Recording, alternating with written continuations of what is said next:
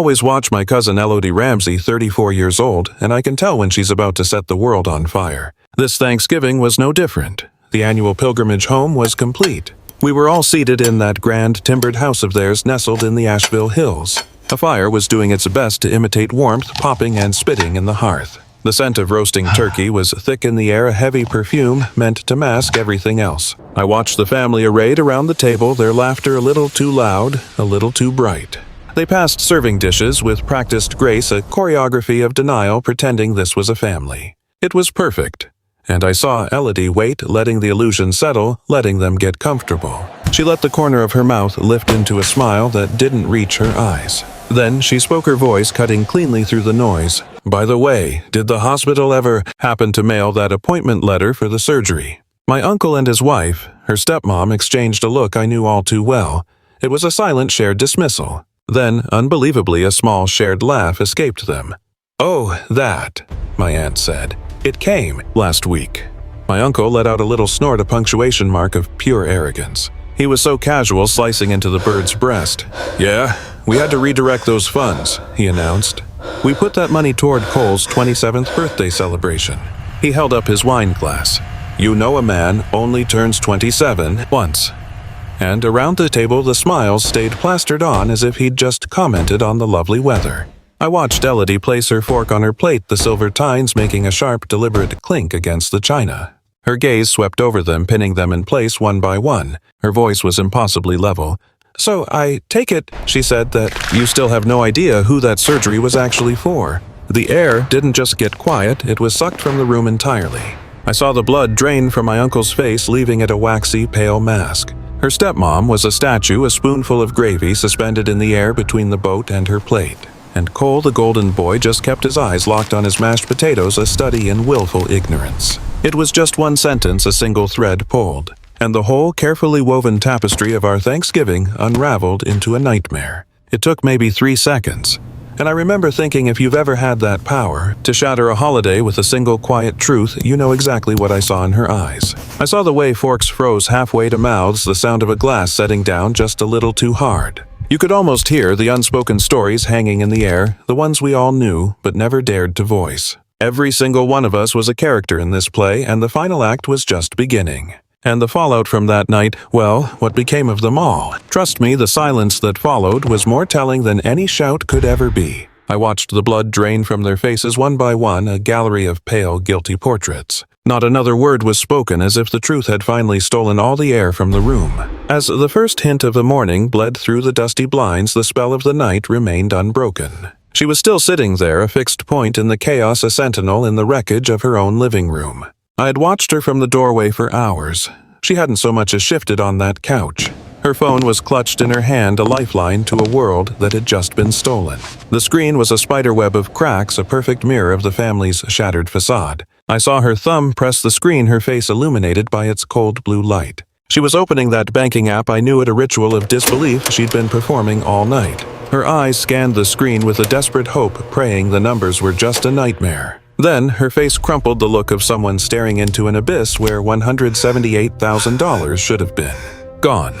The sum of the last 10 years of her life erased in an instant. I'd seen it all, how she'd been the dam holding back the flood for this family. Every dollar she earned was funneled into their wants, their ambitions, their mistakes, all while her own world was built on instant noodles and the ghost of a savings account. I remember the family bragging about Cole's admission to UNC Asheville, never mentioning she was the one footing the bill. And that shiny BMW he got when he turned 21, a gift she paid for with the second mortgage on her future. The hushed talk of the security deposit for his apartment, a ridiculous penthouse downtown. She called it an investment in his networking, a phrase that tasted like ash in my mouth. He always needed more, an endless stream of supplemental funds. I'd seen him with her AMX, flashing it for his friends as if it were his own achievement. And she never ever told him no, not one single time. It all tracks back to a night about 11 months ago when Cole had stumbled into her world. He'd crashed at her apartment, bringing the chaos of his night out into her quiet sanctuary. I remember seeing Cole passed out on her couch, his breathing a ragged, heavy thing that filled the small apartment. His hands, usually so capable, were curled and puffy at the knuckles, a detail I saw Elodie staring at. It was getting worse, you could see it. He'd make these grim jokes about the pain, trying to laugh it all off. He'd been doing that for months, always blaming it on some long-forgotten tackle on the football field. But the look in Elodie's eyes told me she never believed that convenient story for a second. The sound he made in his sleep wasn't peaceful. It was a choked guttural noise that made you hold your breath. I watched her watch him, and a strange cold certainty settled in her expression that was far beyond simple worry. In the weeks that followed, she became a ghost in her own life, moving with a secret, almost frantic purpose. I saw the late-night medical research, the hushed phone calls she'd take in the other room, the small, unmarked boxes that started arriving. There was a new, almost clinical intensity to her, a quiet desperation I didn't dare question out loud. Then, one afternoon, I saw her answer a call, and I recognized the name that flashed on the screen, Nolan Beckett. Her old flame, the rheumatologist. The one she once said was the only doctor she'd ever truly respected. As she listened, every ounce of color drained from her face, leaving behind a kind of brittle, steely resolve. I couldn't hear the words he was saying, but I saw their impact. It was a diagnosis that landed like a physical blow. She hung up the phone and, for a long, silent moment, just stared at a photograph of her brother on the mantelpiece. It was the look of someone staring down the barrel of a ticking clock faced with an impossible choice. I knew then that whatever was coming for Cole had a deadline, maybe 6 to 8 months, judging by her sudden fierce energy. And I knew she believed with a 90% certainty that she was the only one who could defuse the bomb. The alternative, I could guess from the terror hiding behind her eyes, was a future of chronic pain and dependence. A life sentence of twisted joints and a fog of opioids, and she decided in that moment to bear that weight entirely alone. She couldn't tell a soul. Cole would have shattered into a million pieces. Their father would have called it an exaggeration. He would have dismissed it with a wave of his hand. And Valerie? Well, Valerie would have turned his illness into her next dramatic performance. She would have made his suffering into a spectacle starring herself. So Elodie did what she always does. She became the silent architect of a solution, building a fortress around him that he never even knew was there. I caught glimpses of the plan legal letterhead on the coffee table, words like revocable trust and beneficiary. I once saw his full name, Cole Ramsey, on a document before she swept it away with her own name listed as the sole trustee. It was a secret fund, a lifeline designated for one single purpose, his medical survival. And then I watched as her own life shrank to feed it. Every bonus, every tax refund, every spare dollar just vanished into this invisible mission. The vacation she'd dreamed of for years was canceled. It was $178,000 of quiet, unseen sacrifice. The precise amount I would later realize that a world-class hospital like Duke would demand just to open the door. Her voice, stripped of all warmth, explained the fund was for his first year of some heavy-duty treatment, biologic therapy. I watched her glance out the window as if seeing a runway. "Because my work has me on the move," she said. I had them add a single tiny emergency clause. The words hung in the air, a premonition of disaster for an immediate medical need. The mechanism was simple. She explained either parent could make the call. All it took was a verbal request followed by a quick confirming email. A small bitter laugh escaped her then. I honestly never imagined they would use it. "They did," she said, her eyes locking onto Valerie. "Last week, while I was snowed in, stuck on that Denver project, Valerie made a phone call. Not to her, but to her private banker. The performance, as Elodie described it, was chilling. She quoted the exact words, a perfect imitation of a frantic mother, Elodie's oversees Cole's in crisis. She authorized me to handle everything.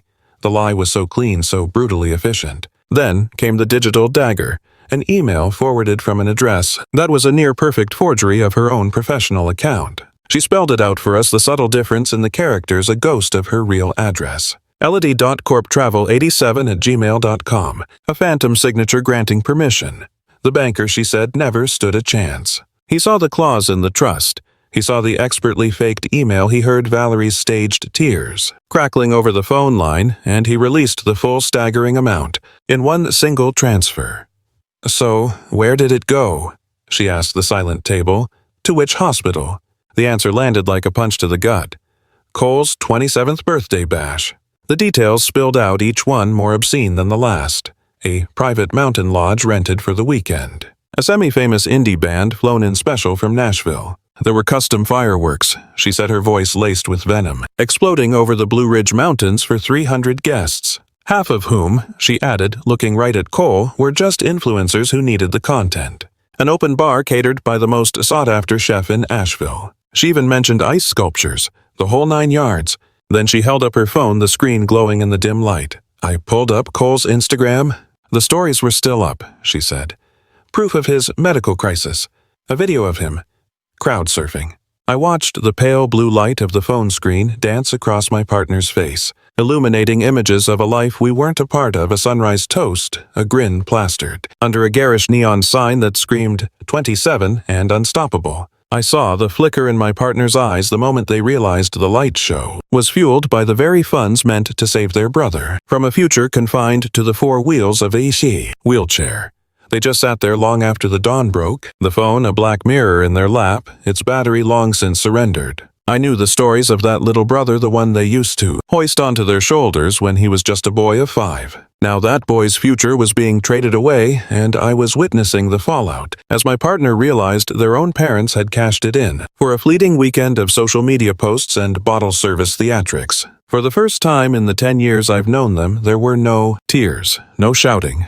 Just a profound, chilling stillness, as if a vital circuit deep inside them had finally been severed. That was the moment.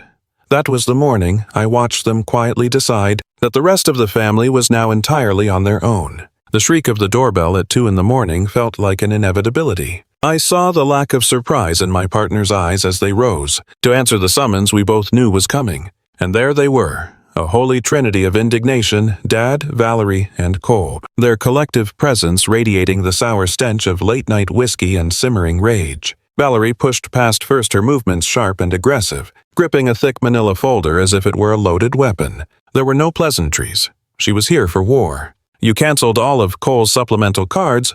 She didn't ask, she accused. You actually did it, didn't you? The question was pure venom. She slammed the folder onto our coffee table, the sound cracking the silence. His Amex, she seethed, is showing up as declined. The first crack in the porcelain facade came from Valerie, her voice a carefully tuned instrument of panic. His cards are useless, she declared to the room. He tried to get gas yesterday, and it was just decline, decline, decline. Then, as if summoned, my uncle filled the doorway behind her, his presence sucking the warmth from the air. He picked up the thread without missing a beat. The payment for the BMW was rejected. He let the words hang there heavy and ugly. The repo company has already paid a visit, Elodie, left their little love note right on the glass. Stuck under the windshield wiper for the whole world to see. They're coming to collect it in 48 hours. He repeated it, a hammer striking an anvil. 48 hours.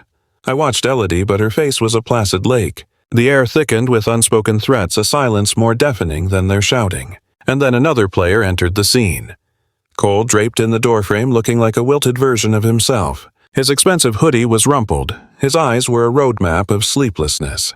He seemed diminished, hollowed out, smaller than the golden boy I'd always known. L? He rasped the single letter, a desperate plea. The leasing office. They taped a 10-day pay or quit notice to the door this morning. He had to get the word penthouse in there, of course, as if the height of his perch made the fall more profound. My roommates are about to have a collective meltdown. I'm on the verge of being made homeless. The word sounded foreign and absurd on his tongue. I watched as Elodie turned slowly, closing the dining room door. She leaned back against the wood, her posture creating a silent, unbreachable wall.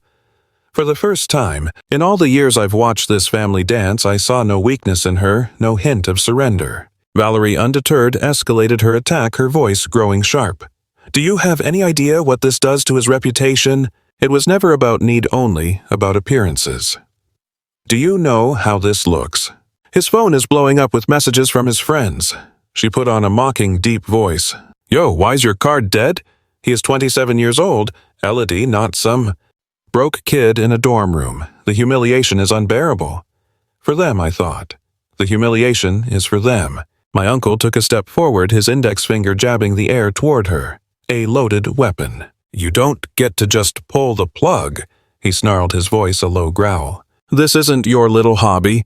This family, this entire structure, it runs on the foundation you provide. Provide. Not give. It was a salary for services rendered. It always has. You stop and everything we are stops with you. That's the deal. With the threat laid bare, Cole finally shuffled fully into the room. He moved like a scolded child, his hand rubbing the back of his neck, a tell I'd seen 1,000 times. Come on, Elle, he wheedled, his voice losing its edge, becoming pathetic. Just turn the accounts back on. I'll pay you back, I swear, as soon as my next brand deal comes through. The same tired, empty promise falling like dust in a room that had finally run out of faith. 2 weeks tops. The words just hung there over the cooling food. I watched her face as she looked at each of them. One by one, a slow, methodical scan. I could almost see the last 10 years flickering behind her eyes, a highlight reel of their manufactured crises. I remembered the late-night calls that would leave her staring at the ceiling, the emergencies that always required an instant transfer. The weight of all those thousands of dollars seemed to press down on the room, making the air thick and hard to breathe. I pictured her alone at 3 a.m. wiring money so Cole sitting here now in his designer shirt could play the part. The part of a success, a role she paid for in sleepless nights and skipped meals. Suddenly that trip we'd canceled last minute, the one she was so vague about. It wasn't a work conflict, it was his rent. The truth of it settled in my gut like a cold stone. Her birthdays, the Christmases she worked. Every double shift she ever pulled wasn't for us or for her future. It was to finance this table of smiling predators. Then she took a breath. It was a tiny thing, but in the silent room, it was a seismic event. No, the word wasn't loud. It didn't have to be. It detonated in the center of the table, and the shockwave hit them all. Valerie's perfectly made-up face slackened, her mouth falling open in a way that was almost comical. "What did you—" she stammered, but the steel was in her voice now, sharp and clear. I said no, not another dime. She was building a fortress with her words. Not another payment. Not another one of your excuses. Her father's face bloomed into a frightening, mottled purple. "You don't get—" he growled, pointing a fork at her. "To decide that. You've been our safety net. Since you were 24, that's your role in this family. You don't just walk away." I saw her flinch at that word role, as if it were a slap. A short, sharp laugh escaped her lips, completely devoid of humor. "I'm not an ATM," she said, her voice dangerously quiet. "I'm a person." Cole immediately shifted tactics, his face morphing into a mask of wounded innocence. The practiced puppy dog eyes.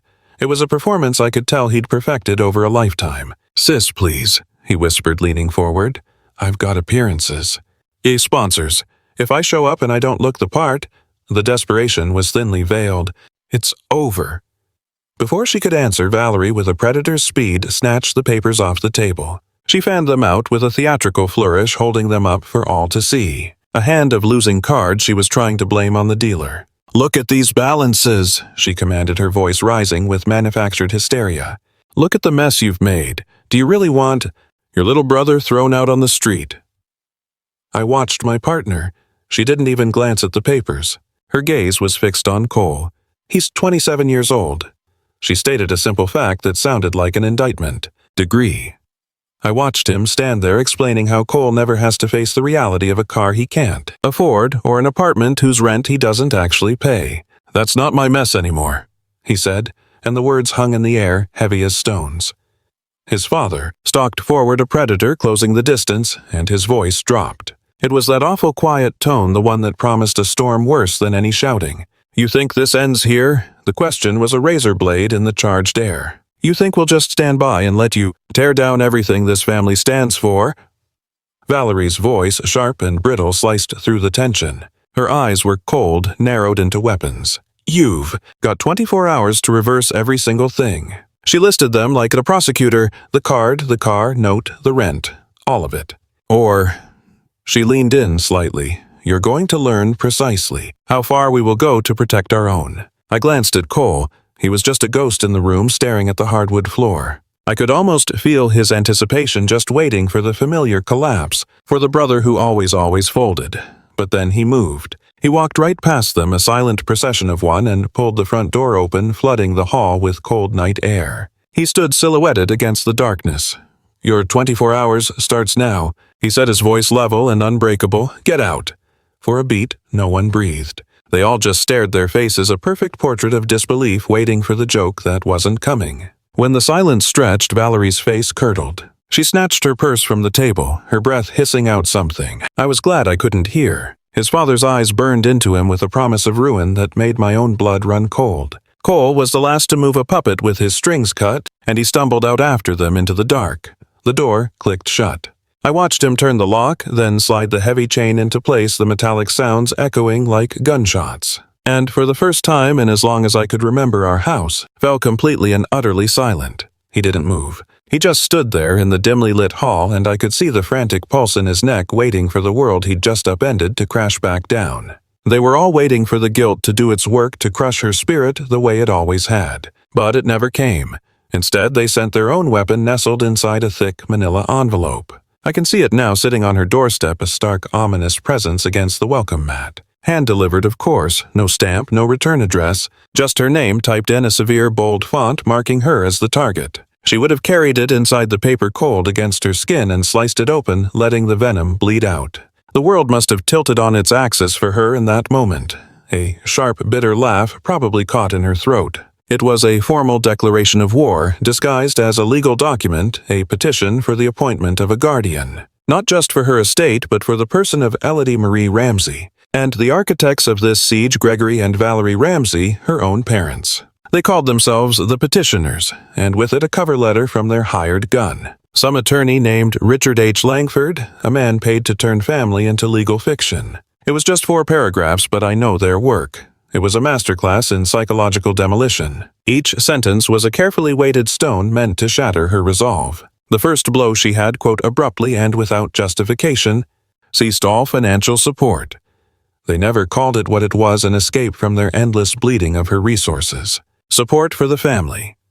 Then the second, more insidious paragraph began. The narrative they'd been whispering for years now in black and white. She was exhibiting signs of severe mental instability. Her desperate need for space was reframed as isolating behavior, and her newfound strength, her refusal to be their puppet, was twisted into irrational hostility. The third paragraph was the kill shot painting her as a threat to herself. A risk of dissipating her substantial estate, the very inheritance they saw as their own, and the most monstrous lie of all, that she was a danger to her own well-being. Finally, paragraph 4. The merciful blade offered before the execution. If she would only sign the so-called voluntary guardianship agreement they had so thoughtfully enclosed. They promised, with the benevolence of tyrants, that they would immediately limit the action. They would only seize control of her finances, a simple matter of oversight. But if she refused this generous offer, then they would seek it all. Full guardianship of her person and her estate. Complete and total ownership. This included, the letter noted, the right to place her under their absolute control. I saw the bold print from across the room, a demand for a psychiatric evaluation and the surrender of all her medical decisions. It wasn't a request. It was a verdict already delivered. The agreement was already filled out, a cold, bureaucratic trap laid bare on the mahogany. There was even a tiny, cheerful blue arrow sticker, a grotesquely helpful guide, pointing to where she was supposed to sign her life away.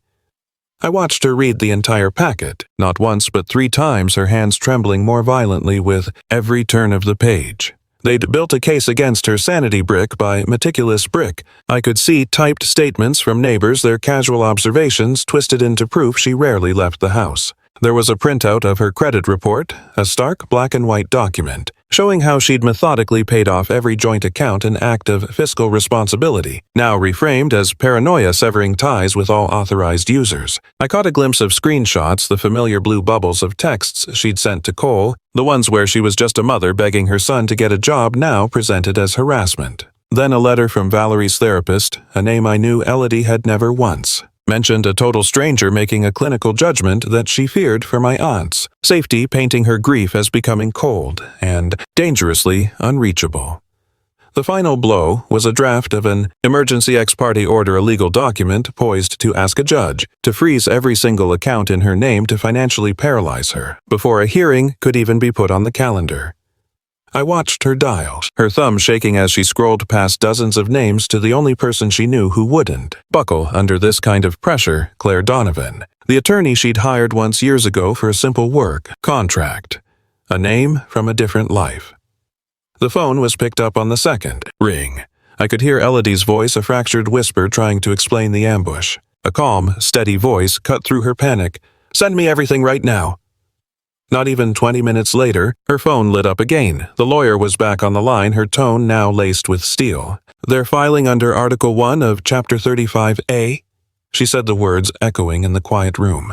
"It's a North Carolina law. It lets family petition the court for guardianship, but only if they can prove incompetence. Incompetence or some looming threat they'd invented. The so-called voluntary agreement, the lawyer explained, was a gilded cage. The moment she signed, she would be handing them the keys to her entire existence. Her money, her choices, her very liberty gone. But if she dared to fight, they would storm the court crying for an emergency intervention. They'd beg a clerk to chain her to a guardian right then and there. An interim ruler appointed on the spot sometimes before the ink on their petition was even dry. "I've seen it happen the very same day," the lawyer's voice crackled with grim reality. Their case against her at that moment was a house of cards. But I could see her realize that the system often rewards the best performance, not the truth. A clerk can grant those orders based on the thinnest of pretexts, especially when faced with a good show. A few well-timed tears in front of the right person was all it took. Action had to be taken, and fast. I watched her absorb the instructions, a general receiving her battle plan. Every sterile bank record, every casual text exchange, every last digital footprint. Each document was a shield to prove her mind was her own, and each one was a sword aimed at the truth of how they'd siphoned a medical trust. The lawyer also warned her to brace for the coming storm. Expect this to get ugly. That night the word ugly settled over the house like a shroud. She sat entombed at her kitchen table, a mountain of paper, her only company. The hum of the scanner was the only sound as she fed it page after page, chasing the rising sun. I watched the shadows under her eyes deepen with every passing hour. I could feel the pull, the temptation for her to just sign it all away for a moment of peace. But then a flicker in her eyes told me she was picturing Cole popping the cork on another bottle of champagne. Champagne bought with her future, and the wave of defeat would crash and recede. The weakness passed. By the time the first gray light of morning hit the window, a warrior had been forged. There would be no signature. There would be no surrender. There would be no begging for what was already hers. And there was no way in hell she'd let them put her away just to keep their scheme alive. I watched her take her own stack of evidence, a counteroffensive of pure fact. The envelope she sealed was thicker, heavier, and aimed straight back at them. She said she'd address the envelope to a Richard H. Langford, her voice steely, and then just let it go. A small act of war dropped into a mailbox. Inside, she told us, was a single defiant sheet of paper. Her declaration, "See you in court." Outside, the snow had started coming down, a thick, silent blanket that felt like it was swallowing every light in the whole of Asheville, trapping us in this room with her story. She described dragging herself home the way the cold seeped into her bones, her arms piled high with groceries, a picture of mundane life about to shatter. That's when she saw it, she said, a certified letter, a white scar, taped against the dark wood of her front door. The way she described it, an official envelope from her employer's HR department, made my own blood run cold. She paused, letting us feel the weight of that moment, the dread before the blade falls. "I knew," she said, "before I even opened it." Inside was a single sheet of paper. 2 words stared up at her from the page: immediate termination. Her health coverage gone, all because of what they called multiple, fraudulent claims. The number she uttered into the quiet dining room was obscene, over $47,000. A tremor entered her voice as she explained the 7 itemized bills stapled behind the letter. She listed them for us, each one: a phantom life emergency psych holds at Mission Hospital, an inpatient detox at some rehab out in Black Mountain, even suicide watch admissions at Broughton, a ghost version of herself. All of it, she said, had supposedly happened within the last 45 days. Every single one listed her name, her identity as the patient. And each claim, she explained, was sealed with a forged electronic signature that was a perfect, chilling replica of her own. "I've never set foot in any of those places," she insisted, her eyes scanning our faces. She told us how she made the call right then, leaning against her own front door, dialing the insurance carrier with numb fingers as the snow began to soak through the shoulders of her coat. She waited for 43 minutes. 43 minutes on hold in a blizzard before a supervisor finally picked up. And when this person read the list of claims back to her, their professional voice kept cracking under the sheer insanity of it all. "Ma'am," he'd said, "these were..." I watched her listen, her face pale, repeating the words like they were a foreign language submitted through the provider portal. Her knuckles were white on the phone as she recited the litany with a member ID, a date of birth, and some kind of digital attestation. Then her posture went rigid. "Federal law," she whispered into the receiver. I could barely hear the next part, something about suspending coverage while they conducted an investigation. Her eyes met mine across the room, wide with a silent question before she asked for them. The submission IP addresses. I watched her scribble them down, the numbers a frantic scrawl on a napkin. One after another, each one a nail in a coffin she hadn't known was being built for her. And then the final one. The address of the house. The one with the porch swing and the faded welcome mat. Her childhood home.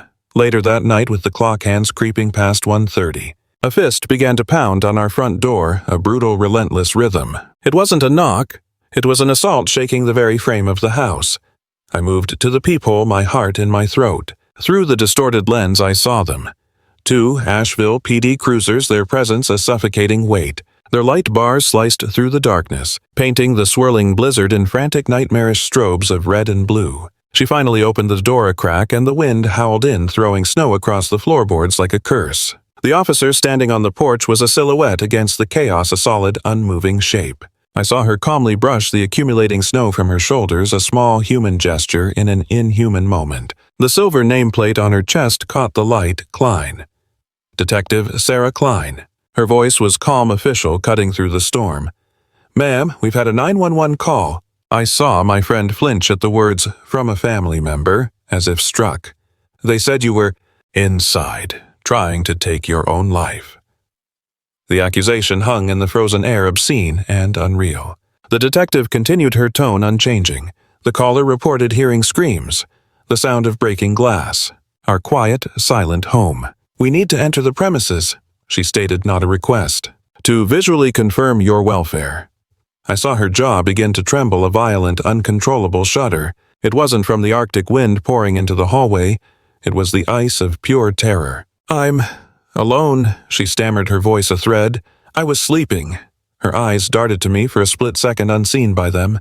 The detective just nodded, a slow, practiced gesture that said she'd heard it all before. "I understand," she said, though she clearly didn't.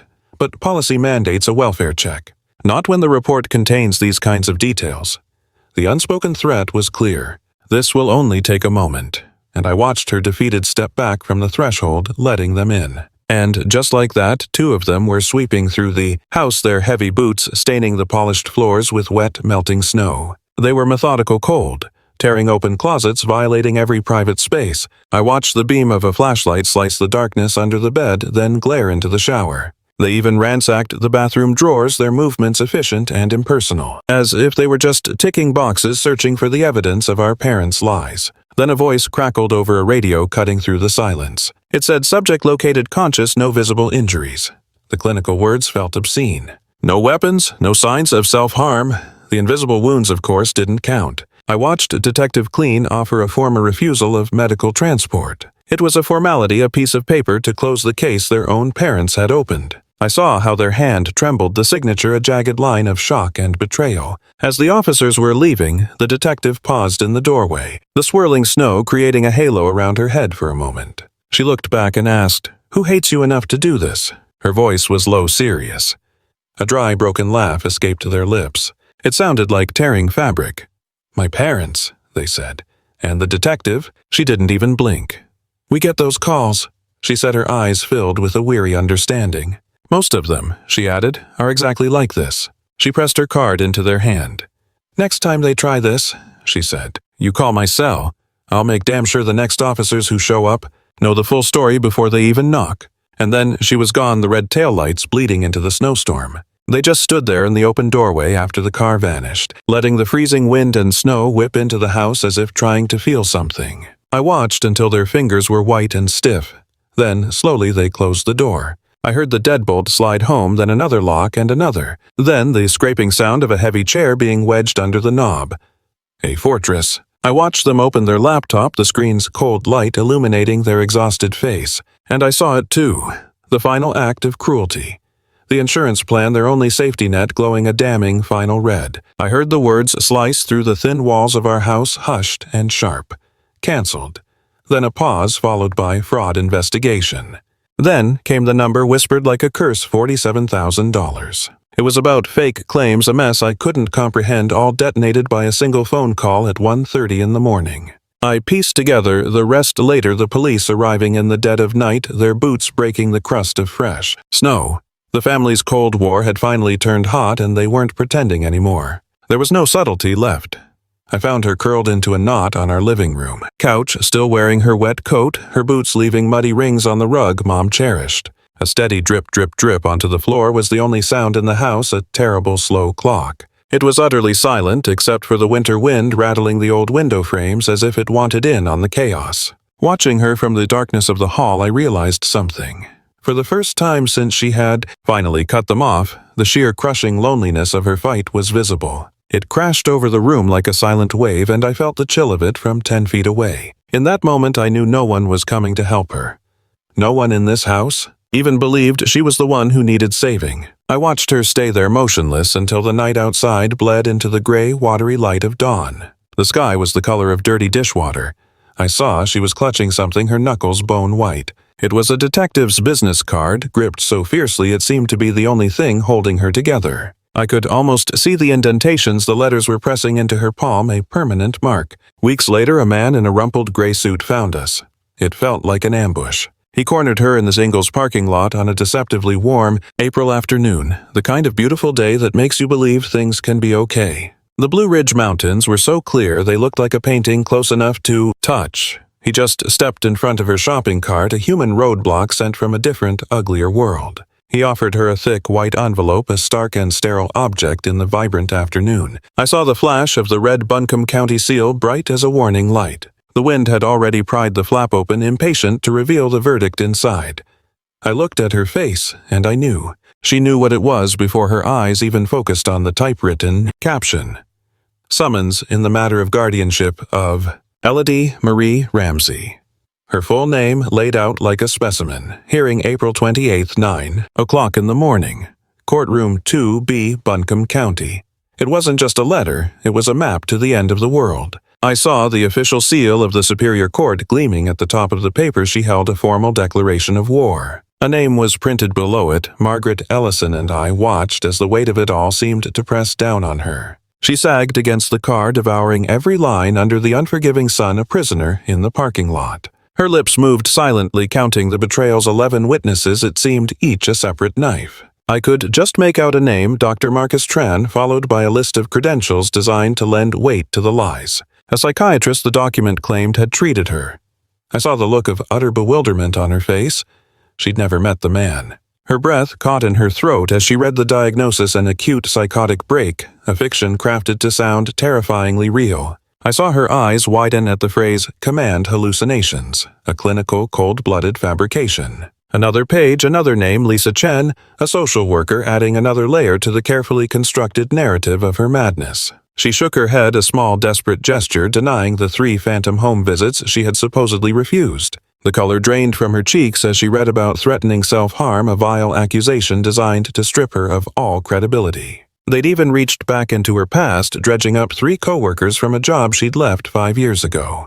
I watched her process the absurdity of it, lies about her hoarding things back when her life was completely different. The word paranoia was there, of course, the classic weapon aimed specifically at her feelings about her family. Then came 2 neighbors' ghosts from streets she had never called home, their testimonies pure fiction. They described a life she had never lived, a performance of instability for an audience of one, the judge. They wrote of erratic behavior, of screaming into the night, painting a portrait of a monster. Even a barista from Malaprop's bookstore was part of the chorus, a stranger enlisted in her public demolition. Her hand twitched as she read about a supposed collapse in the cafe, a moment of despair that never happened. A fabricated scene of her sobbing about ending it all, the perfect poisonous lie to prove she was a danger to herself. Then I saw her notice something, a detail that pulled the whole conspiracy into sharp focus. Every affidavit, every signature was notarized on the exact same date. A coordinated attack. She was no longer just reading. She was understanding the machine built to crush her, to frame her as a ticking time bomb. And then came the motive, clear as day. She had irresponsibly severed all financial support. It was about the money. The dependent family members were making their move. Her crime in their eyes was her freedom, and they had twisted it into an act of endangerment. The final page held their demand, what they called the prayer for relief, and her face hardened into a mask of cold fury. They were asking Clerk Ellison to declare her incompetent, to legally erase the person she was, and to appoint Gregory and Valerie Ramsey, the architects of her ruin, as her keepers. They wanted to be the joint guardians of her person and her estate, to own her completely. The words she choked out over the phone were a shopping list from hell. They wanted the court to grant them emergency powers, to freeze all her money, to take away her driver's license as if she were a misbehaving child, and the final unthinkable piece, to place her in protective custody. I could almost hear the air quotes around the words dripping with our family's particular brand of poison. She told me she was driving straight to her lawyer, Claire Donovan, her voice thin and ragged. I could hear the wind whipping through her car, a frantic sound over the speaker, the sound of flight. She said the petition was on the seat next to her, its pages fluttering like the wings of a dying bird. That's when her lawyer, Claire, finally saw the full, calculated scope of their treachery. She described how the papers were spread across a vast conference table, a meticulously drawn map of their lies. And Claire began to dissect it, she said, armed with a handful of highlighters. Each color represented a different kind of poison.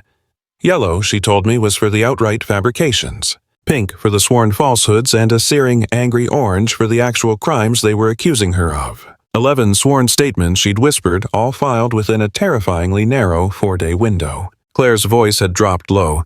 "That's not a coincidence," she'd said. "That's not a family squabble. That is a paid orchestra." And then she pointed it out. The notary was the same woman on every single one. My blood ran cold when she told me the name. I knew her. And then the final blow, 3 of those witnesses had used the exact same venomous, perfectly rehearsed phrasing. I could barely breathe as she read it. Subject stated she would rather pass away than continue supporting the family. I remembered that moment at Thanksgiving, her voice raw with an exhaustion they had caused. They had taken her pain and twisted it into a weapon, word for word. Then Claire pulled up the North Carolina court manual. It was all there on her laptop screen, a cold official confirmation of the nightmare. She explained that these guardianship hearings are bench trials, swift and brutal. No jury, just one person, a judge named Margaret Ellison, who gets to decide everything. Her entire life decided in a single morning. And if that judge believed, even 30% of the filth they had put on paper, she could sign an order. An order right there on the spot, and just like that her freedom would be a memory. Gone before lunch.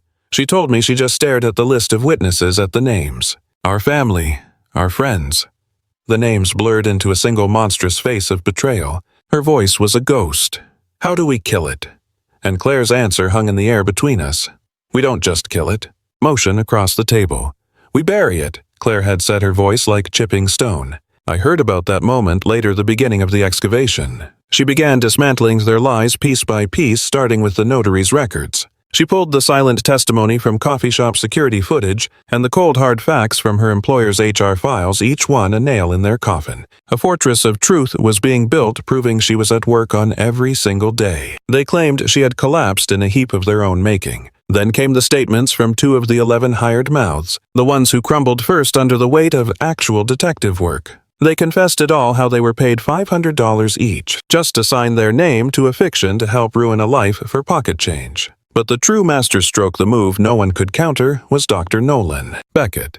He was locked in, ready to testify before the world. I pictured Claire laying it all out, the full, devastating medical disclosure of Cole's diagnosis, the unforgivable sin of that missed treatment. Window. The audacity of the forged trust documents, even. The fireworks invoice, every lie brought into the light under oath. All of it presented in the sterile silence of an open court. For the very first time, her parents would be forced to hear the truth from a voice they couldn't dismiss, couldn't shout down because it wasn't hers. Over the next 3 weeks, I watched her disappear into a world of paper and ink.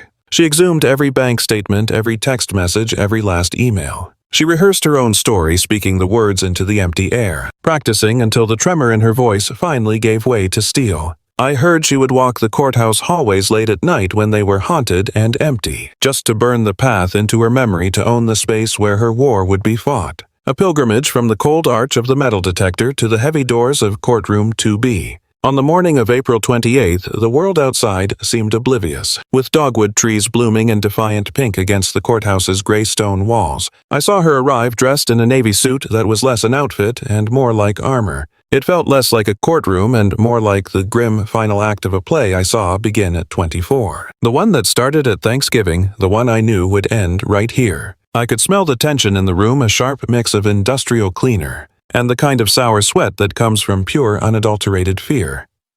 My uncle and Valerie were huddled together at their designated table, a united front of desperation. They were wearing clothes I'd never seen before, cheap, ill-fitting armor. That only made them look more frail, more exposed than I remembered. Their lawyer, Langford, kept yanking at his collar as if the tie he'd chosen was actively trying to strangle him. And just behind them, a perfect portrait of apathy, sat Cole. His hoodie was pulled low, his face illuminated by the vacant glow of his phone. The sound was off, but his disinterest was deafening, as if this whole catastrophe was nothing more than an inconvenient appointment he was being forced to endure. Then, just as the tension became unbearable, Clerk Margaret Ellison entered the room at precisely 9 o'clock. She was younger than her official photo suggested, with cheekbones that could cut glass, and a gaze that seemed to see straight through flesh and bone to the secrets beneath. Langford shot to his feet, his voice cracking. "Your Honor, what we have here is the tragic case of a daughter spiraling into crisis." But Claire was already on her feet, a pillar of ice and fire. "Your Honor," she countered, her voice ringing with clarity, "what this is a meticulously calculated attempt at grand larceny, disguised as concern, using guardianship as their weapon. We move not only for immediate dismissal, but for a criminal referral." A ghost of a smirk touched Ellison's lips as her sharp gaze flicked from the witness manifest on her desk and for a terrifying second landed on me. "Proceed with your first witness, Miss Donovan." Claire's smile was a small, dangerous thing, a predator's grin. "The respondent is pleased to call Dr. Nolan Beckett to the stand." A door to the side of the room opened, and with that simple click, the entire flimsy structure they had built finally caught fire. Outside, a sudden downpour began to hammer against the windows. The rain hammered the courthouse roof, a frantic drumming that wanted to be part of the verdict. I watched her from the gallery, sitting at the respondent's table, her fingers like ice on a black legal pad. Her knuckles were white, clinging to that pad as if it were a life raft in a storm. Across the aisle, her father and Valerie postured, their heads held in a perfect imitation of righteous concern. They leaned in, whispering to their lawyer Langford, a man whose smile never reached his eyes. And then there was Cole slouched in the front row right near me, a void of a person. Hoodie pulled up earbuds, and he was broadcasting his profound detachment. He was treating the complete implosion of his family like a tedious DMV appointment. The heavy doors opened, and Clerk Margaret Ellison entered, her presence sucking the air from the room. As she took the bench, a hush fell so absolute you could only hear the chaos outside. The storm raged on a soundtrack for the one brewing inside. Langford was the first to rise. His voice was a thick, cloying syrup of feigned compassion. "Your Honor," he oozed, "we are only trying to save our beloved daughter." The words were barely out before Claire rose, a sharp, sudden counterpoint. She stood beside her client, a bastion of cold fury. "Your Honor, the petitioners," she began, "are attempting to orchestrate a hostile takeover of my client's very existence. They are using fraud and manufactured evidence to seize control of her life and her assets. And what they've presented is nothing short of perjury. We demand an immediate dismissal and a referral for criminal investigation." The room held its breath. I watched Ellison's eyes, how they narrowed into sharp points. "Counsel has also listed an additional witness," she continued, her tone unreadable. "Dr. Nolan Beckett." "Call him!" The click of the side door opening sounded like a gunshot, and there he was. Nolan, wearing a dark, somber suit that made him a stranger. In his hand, he carried a thick red folder that looked heavy with secrets. I remembered the talk, how he hadn't even looked her way in the years since it all fell apart. But today his gaze sliced across the courtroom and found hers. For just half a second, their eyes locked in a silent, loaded conversation. I saw regret in his look, but also grim certainty. He turned, took the oath without flinching. Claire let the moment settle before she spoke, her voice intentionally soft. "Dr. Beckett, please state your relationship to Cole." A strategic blow aimed not where they expected. A woman took the stand, her name a sterile pronouncement in the quiet room. "Ramsey." She was talking about Cole, my cousin. Her voice was a scalpel dissecting the past. 11 months ago, she began, and I saw last Thanksgiving flash before my eyes, Cole wincing as he reached for the gravy. She gave his pain a name, a string of harsh syllables that felt like a curse, rheumatoid arthritis. I watched my aunt's hands clench in her lap. The doctor spoke of a window, a single year to act before the damage became irreversible, a clock none of us knew was ticking. Permanent joint destruction is almost guaranteed. The word guaranteed was an epitaph for a future Cole hadn't even lived yet. A collective gasp swept the room, a ghost of a sound. My Aunt Valerie shot halfway out of her chair, a cornered animal. "Objection!" She choked out, her voice thin. That's private. She wasn't protecting Cole's health records. She was protecting the family's pristine facade. The sharp, definitive crack of the gavel sliced through the tension. Overruled. With that single word, the floodgates were thrown open. Nolan, the lawyer, didn't even blink. He simply turned a page in his folder, preparing to read the next chapter of our family's ruin. His voice was steady as he explained how my aunt and uncle were never told about the diagnosis, and for a second I felt a flicker of sympathy. But then came the twist, because Miss Ramsey intended to fund the entire protocol herself. He meant Grandma. Of course he meant Grandma. She had built a lifeboat in secret, a way to save her grandson from the negligence she must have seen coming. He named the sum a revocable trust holding $178,000. The number felt obscene, a fortune born of desperation. Every penny of it, he said, was meant for Cole's care. A sacred promise notarized and filed away. Then the projector hummed to life, casting our family's secrets onto the wall in cold, hard print. Bank records. I saw the words forged email and withdrawal, each one a nail being hammered into my aunt and uncle's coffin. Then came the receipts from Cole's birthday party, the mountain lodge, the fireworks, the hollow glamour of it all. Influencer payments. The sheer tasteless vanity of it stole my breath. I looked at my uncle. His face was the color of ash. Beside him, Valerie was gripping the table so hard her knuckles were white, as if the polished wood was the only thing holding her up. Nolan's voice was relentless, a steady drumbeat of consequence. The treatment window, he announced, closed 4 months ago. He painted a grim picture of Cole's future, a life sentence handed down before the trial had even begun. He used words like lifelong deformity, and spoke of a future tethered to prescription pads and pain. That money, Nolan said, his voice dropping, was his only realistic shot. The finality of it was suffocating. A sudden violent motion. Cole, who had been lost in his own world, tore the earbuds from his head. "What the hell are you talking about?" His voice was raspy with confusion, the cry of someone waking up in a house that's already burned down. Nolan turned to him, his gaze direct, a prosecutor and a victim all at once. "Your parents," he began. He delivered the line with surgical precision. "They used your medical trust to throw your birthday party." The grotesque irony hung in the air, a celebration of life funded by the theft of his future. "You needed that money," Nolan finished, "to walk normally for the rest of your life." And I watched the light go out in my cousin's eyes. I watched Cole's jaw work a fish, gasping for air, opening and closing, but no sound came out. His gaze darted to Valerie, his own mother, searching for an anchor in the storm. But she wouldn't look at him. Her eyes were fixed on some invisible point on the far wall. Claire, with a quiet finality, pushed the stack of 11 witness statements toward Ellison. Then came the second, thinner pile, the counter-affidavits, the stories that had been bought and paid for. 3 of them had recanted each for a paltry $500. Their bravery had vanished the moment real detectives appeared at their doors. Langford, their lawyer, tried to make noise again, a last desperate gasp. Ellison cut him off with a single withering glance that froze the words in his throat. She read through the documents for what felt like an eternity, 8 long minutes stretched thin by the tension in the room. Outside, the sky agreed with a low, mournful roll of thunder. At last, she raised her head, and her voice was the sound of polished steel.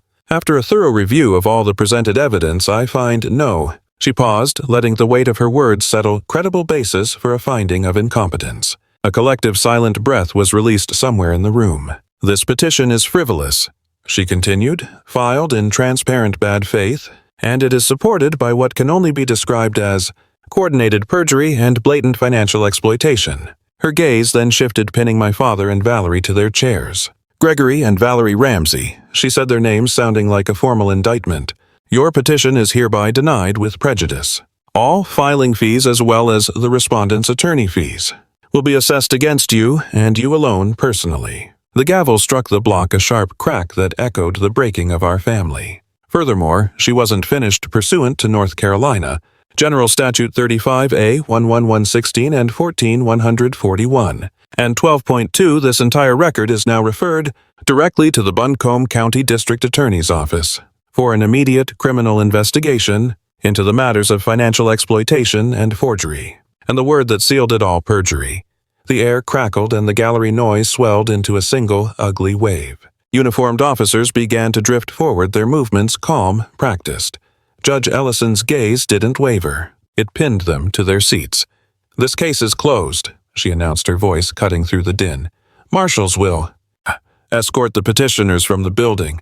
Petitioners, such a sterile word for family. My uncle tried to rise a puppet whose strings had been cut, his legs simply refusing the command. They buckled beneath him. Beside him, Valerie's composure finally shattered into audible sobs. But it was Cole I couldn't look away from utterly, still his eyes locked on the screen. He was staring at a ghostly projection of an invoice, the receipt for the fireworks that had unmade him. A few lines of text that had cost him every joint in his body. From the stand, Nolan descended. He moved through the wreckage of the room and offered a barely perceptible nod to my cousin across the aisle. The smallest acknowledgement of a war won, and then he was gone. I remained a fixture in the pew. I watched the room bleed out its occupants while the rain beat a frantic rhythm against the tall windows. It was a violent, cleansing sound, and I let the judge's final words wash over me. They had lost everything, and in the silence that followed, the suffocating tension of the last year didn't break. It just settled heavier now, a permanent weight in the air. I remember Cole's first real flare-up was that June. By August, I watched him struggle to hold a simple coffee cup. His fingers, once so capable, would just refuse to close. By October, the walker was a permanent extension of his body. The prescription bottles on his counter changed too. They went from hydrocodone to the stark white squares of fentanyl patches in less than 4 months. At 28 years old, his life had been condensed into a government file. He was approved for Social Security disability insurance, $842. That was the sum he received each month after the Medicare premiums were taken out. That was his entire world now. The meager government checks. That and whatever small cash jobs he could manage, a desperate scramble for dignity. Always racing against the clock before another part of his own body betrayed him. My uncle and Valerie's marriage survived the verdict by exactly 91 days. I think someone was counting. It turns out their foundation was no match for the debt. The sanctions from his court, combined with the attorney's bills they could no longer pay, amounted to over $130,000. The house, the one we all gathered in for Thanksgiving, had a foreclosure notice tacked to the door the week before Christmas. By Christmas, the final act had played out. The bank's padlock was a cold metal full stop on the old wooden doors. I drove by and saw them, ghosts in their own driveway, loading the fragments of a life into the back of a stark white rented U-Haul. My aunt. I heard left voicemail after voicemail, each one a desperate plea into the void. Not a single one was ever returned. Then the Asheville house went on the market in the dead of January. It was gone in 6 days. A sold sign appeared almost overnight. The word was it was a cash offer snapped up by some couple from Nashville who just wanted a pretty mountain getaway. A clean cut. I imagine the first thing they did was pay off their own student loans, settling a debt that belonged only to them. Then a systematic erasure, closing every shared account that still bore their name before booking a one-way ticket out of our lives. Charlotte was the destination. Only a 2-hour drive down, Interstate 40, but it must have felt like a new solar system. A new job, a new apartment in a place called Noda, a whole new existence. And a new phone number that for us was a disconnected line to the past. I even heard they began using their middle name at Work Marie just to hear a sound that wasn't tied to us, a name that didn't remind them of the wreckage. The final paperwork on the house went through on the first truly warm day of March. I found myself driving up there one last time. I don't know why, I guess to see the final evidence of the escape. The Blue Ridge Mountains looked exactly as they always had, unbothered. The timeless mist was still clinging low over the valley, the dogwoods just beginning to wake up and bloom. I pulled over across from the gravel driveway, the one that used to feel like the beginning of every holiday. The new people had already staked their claim, a different mailbox at the curb. The porch swing, where we'd all spent countless summer evenings, was gone, and someone had painted the front door a bright, aggressively cheerful teal, instead of that familiar chipped green. I saw the recognition in their eyes. They remembered. I watched them drift through each room, a ghost in their own past. One last heavy time. The living room, the one that became a battlefield that Thanksgiving. The kitchen, which held a silence now instead of simmering resentments. I saw them pause there, lost in a memory I could only guess at something from when Cole was just 5 years old. Then their old bedroom scrubbed clean of their life staged, with soulless art and a bed that had never held their dreams. It wasn't theirs anymore. I watched them place the keys on the counter, the sound unnaturally loud. They rested beside the closing documents, a final signature on a painful chapter. They locked that door, and the click echoed with a terrible finality. Standing on the porch beside them, I watched their gaze drift to the horizon, to the silhouette of the mountains that had shaped them. I knew they were thinking that somewhere down in that valley Cole was waking up, still trapped in the same loop of his own making. Another day wrestling with demons he refused to name. That somewhere in a cramped apartment their father and Valerie were just beginning to understand the consequences, just starting to learn what it truly felt like when you're the one who has finally run out of other people's second chances.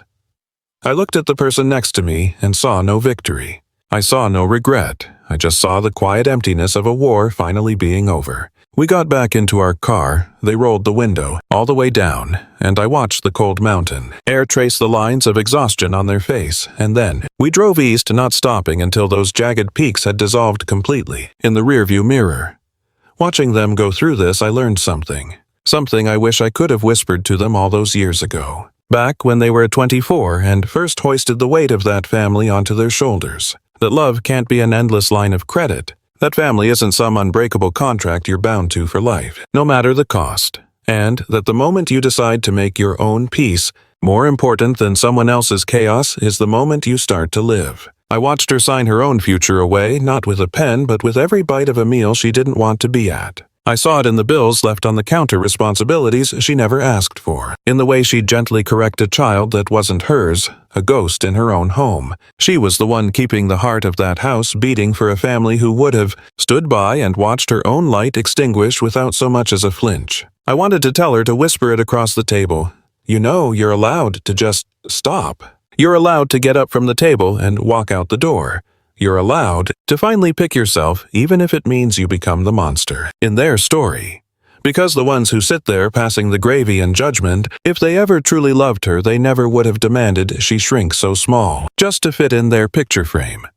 That's the part none of them will admit. Now that house is just a memory. Those mountains she loved looking at are just a landscape for a new family. And sometimes I wonder if she's ever slept better than she did in that beautiful, haunted life.